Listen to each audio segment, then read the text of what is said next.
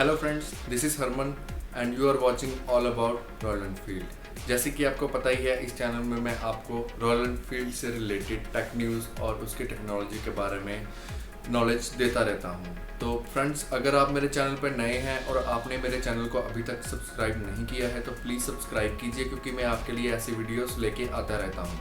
तो फ्रेंड्स, आज की वीडियो का जो टॉपिक है वो है कि जब हम रॉयल एनफील्ड को स्टार्ट करते हैं काफ़ी देर खड़े रहने के बाद, काफ़ी देर से मेरा मतलब है अगर आपने रात को उसको खड़ा किया है, बंद किया है, और अगर आप सुबह कहीं जा रहे हैं उस पर, तो क्या आपको उसी टाइम उसको स्टार्ट करके बस ले जाना चाहिए ऐसे ही, या उसे थोड़ी देर आइडल पे रन करना चाहिए?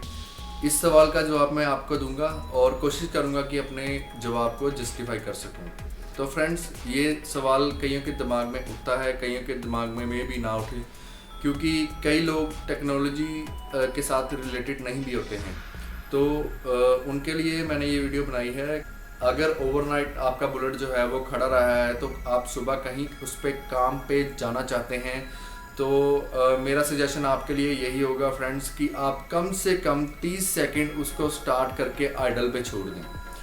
ऐसा करने से फ्रेंड्स ये होगा कि आपके जितने भी मूविंग पार्ट्स हैं रॉयल एनफील्ड में, वो सभी अच्छी तरह से लुब्रिकेट हो जाएंगे और चलने के लिए बिल्कुल तैयार हो जाएगा। ऐसा करने से एक फ़ायदा और है कि अगर उसमें कुछ प्रॉब्लम होगी, जैसे कि कई बार कार्बोरेटर में कोई कचरा आ जाता है या एयर फिल्टर आपका चोक हो जाता है, तो उस केस में आपको पता लग जाएगा अगर वो कुछ भी उसमें कोई दिक्कत होगी तो आप उसको घर पे ही रेक्टिफाई कर पाएंगे।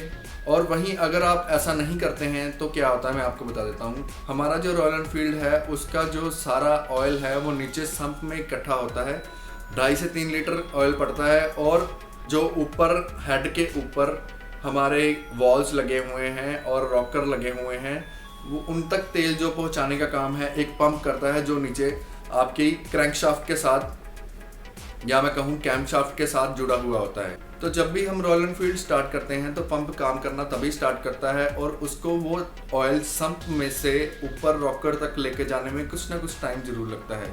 तो इसलिए मैंने आपसे कहा है कि अगर तो आप उसको 30 सेकंड आइडल पे चलाएंगे तो वो आइडल के ऊपर रहकर उतनी फ्रिक्शन ना पैदा करके तेल को ऊपर लेके जाएगा, और आपकी जो इंजन की लाइफ है वो ज़्यादा रहेगी। और अगर आप ऐसा नहीं करते हैं तो आप समझ ही सकते हैं कि तेल को ऊपर जाने में कुछ टाइम तो ज़रूर लगता है, और उसी टाइम में अगर आपने उसको रैव कर दिया और उसके ऊपर लोड डाल दिया, तो आप जान सकते हैं कि मतलब कितनी फ्रिक्शन पैदा होती है और आपकी इंजन की जो लाइफ है वो कम हो सकती है। तो यही बात मैंने आपसे करनी थी, क्योंकि मैंने काफ़ी देखे हैं रॉयल एनफील्ड वाले, जो पुराने भी CI इंजन भी हैं या UCE वाले भी हैं।